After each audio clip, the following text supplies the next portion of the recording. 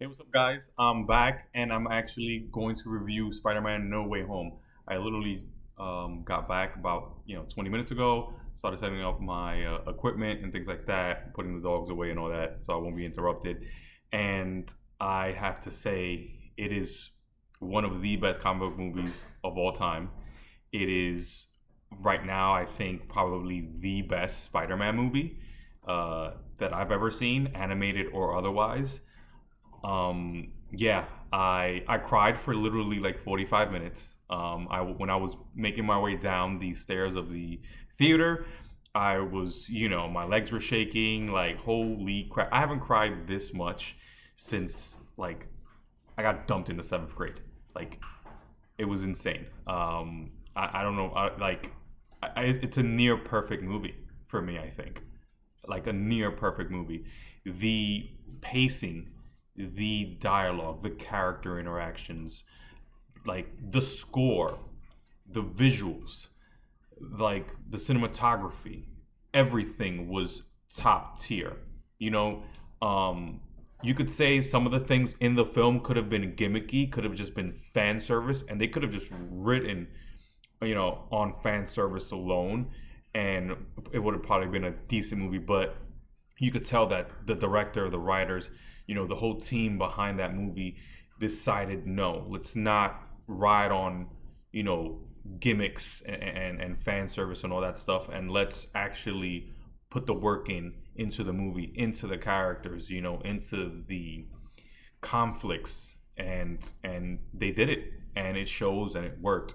Obviously, I'm already like 2 minutes into the review. This is like the non-spoiler part of the review. I'll try to talk, at least for a few minutes without really spoiling anything, and then once I want to start talking about spoilers, you know, you could stay and watch it. If you haven't seen the movie and you just want to know a quick synopsis of or a quick summary of what I think of the movie, you could watch a couple of minutes and then just check out, once I start talking about spoilers, which I'll announce. So again, wow. Um, you know, John Watts, I think that's the director's name. He doesn't get enough credit for this trilogy. The first movie was a darling. The second movie I thought was great, not as good as the first, but not because it was a bad movie in any way, shape, or form, just because the first one's such a surprise and such a darling. And this third movie is up there with Endgame, The Dark Knight, Winter Soldier, Civil War, um, Zack Snyder's Justice League, like the upper echelons of comic book superhero nerd films. It's up there. Like, I can't sing enough praise for this movie. If you are a comic book fan, a Spider-Man fan, you want a feel-good movie, you want an event movie, something that'll make you feel, go watch this movie. Like, I cried tears of sadness, tears of joy. Like, I gasped. It was just such a surreal. The villains in this movie, obviously, you guys have seen the trailers. You know what villains are in it, what villains are not. And the villains are so good in this movie. So good. Like, they invested so much, you know, thought and heart into these people. And it wasn't like they could have messed this up so bad, and they didn't. They could have messed up the villains. They could have messed up. They stayed true to every single villain in this film. If you've seen any of the other Spider-Man movies, before obviously Tom Holland came along, you would know what these characters are. You would know when they would do something that wasn't consistent to what these characters were beforehand. And they did not do that. They stayed the course. They stayed true to these characters. And, it was awesome. Like, my girlfriend went, my boss went with me, my kids went with me. Some of my kids went with me. And they all came out just saying, like, this movie was awesome.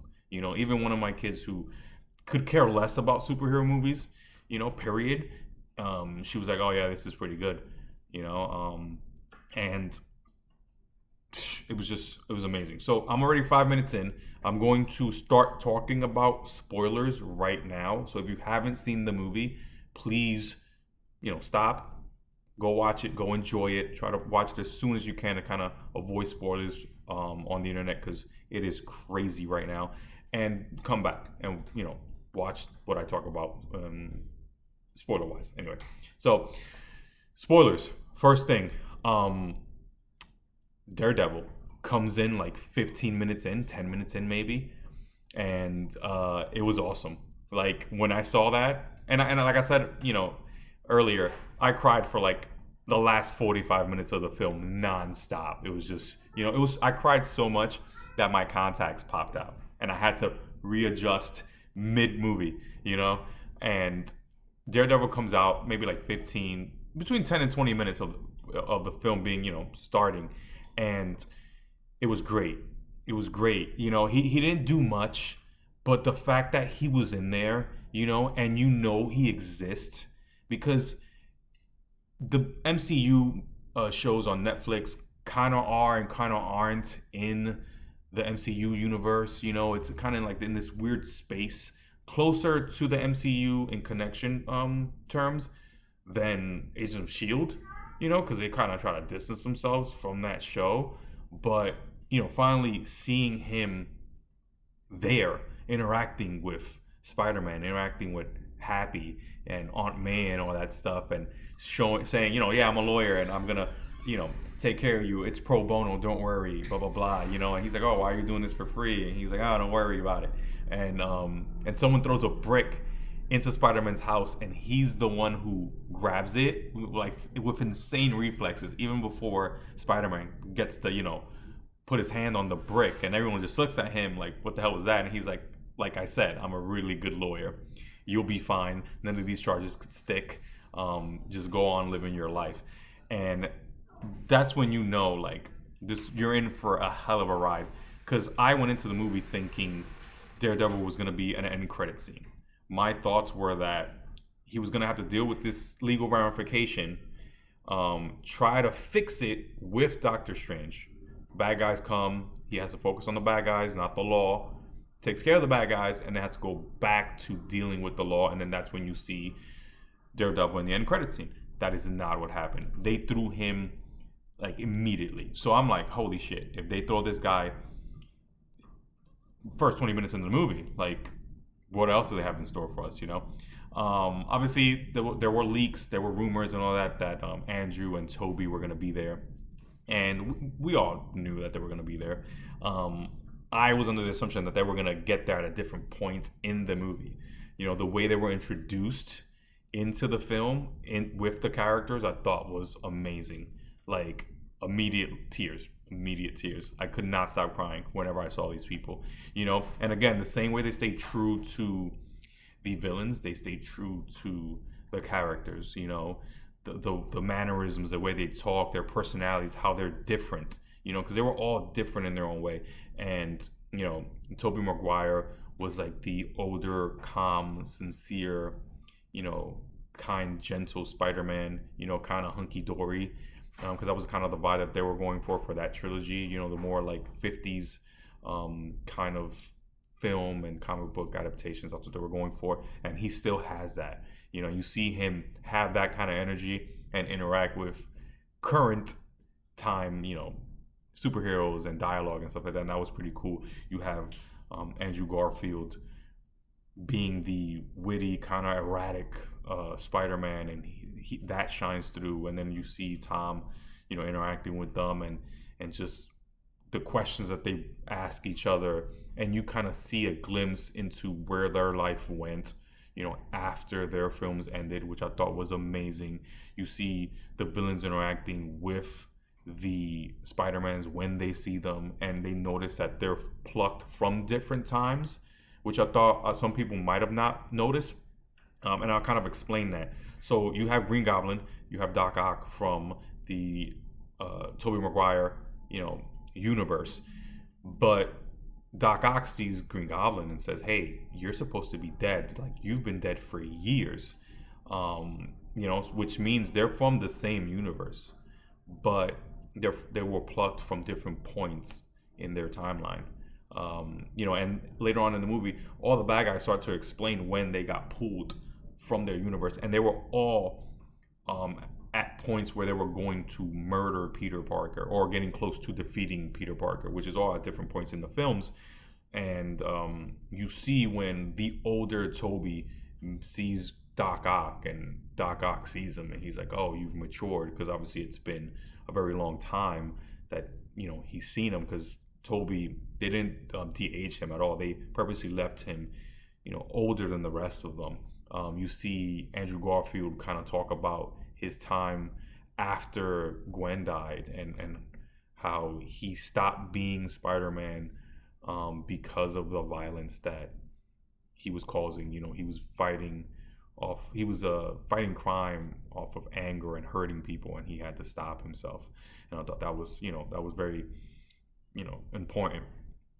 Just them fighting together, swinging, teamwork, because you've never seen that, at least in live action, because we've seen Spider-Man team up in Into the Spider-Verse, the animated movie that came out about 2-3 years ago, but you didn't see it in live action. Just seeing them, just interacting, working, who's Peter 1, Peter 2, why am I Peter 3, and it's kind of like these jokes that you see on the internet, and they're placed in the movie, but not in a cheesy, cheap gimmick way. Everything felt organic, and I thought it was awesome.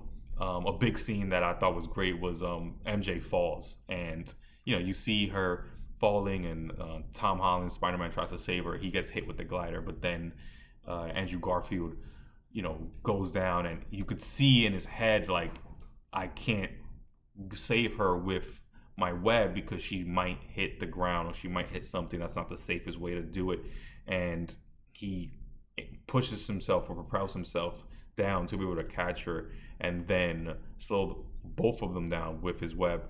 And you see how emotional that was for him, because he got it right the second time, and unfortunately he can't go back in time and save the woman he loves, but he's able to do that for someone else.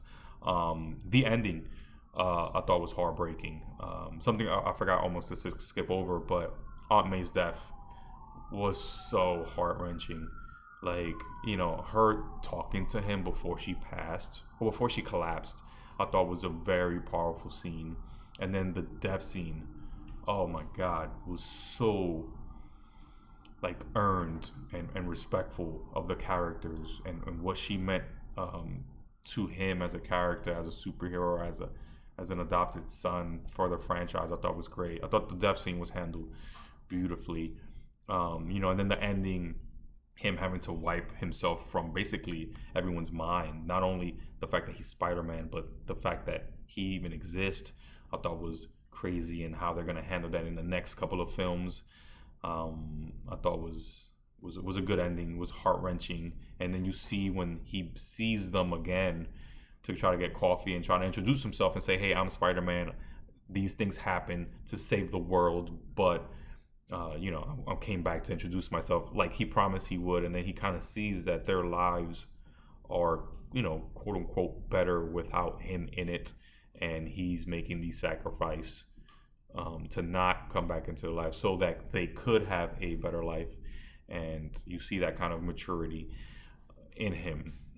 So I think obviously in the future he's going to introduce himself, but at that point in time in the film, he kind of backed up. I thought that was a big move.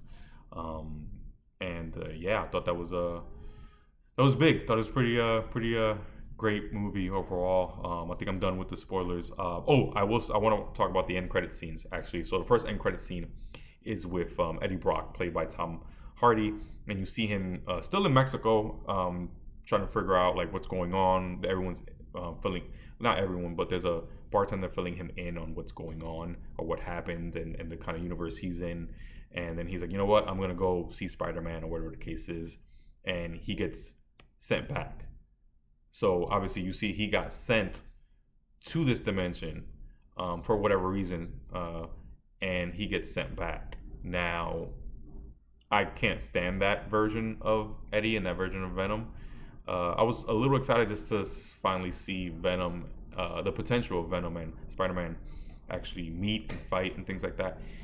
But I would have preferred it to be somebody else. I appreciate how Marvel fixed the problem for me and sent Eddie back, but left a piece of the symbiote there. So obviously now we have that thread that could be explored in future movies. So Sony could have their Venom, their Venomverse, and Marvel could have Tom Holland and have their own Venom, with a different actor and different personality, more, closely resembling the comic book version. Because, I'll get into Venom some other time, but I can't stand that entire iteration and that entire universe. So I'm glad that Marvel fixed it. So we have the Venom symbiote now in the MCU, and they'll explore that in the future. And then the second end credit scene, which actually wasn't an end credit scene, it was actually the teaser trailer for Doctor Strange Multiverse of Madness. That was crazy. And I'll make another video talking about that tomorrow, because I'm going to try to break it down and point some stuff out that I saw. And yeah, so I appreciate you guys. I'll talk to you guys soon. Watch the movie, like, share, subscribe, comment. Tell me what you want me to talk about next, or what movies you want me to review, or what shows. I'll take that into consideration. Talk to you guys soon. Peace.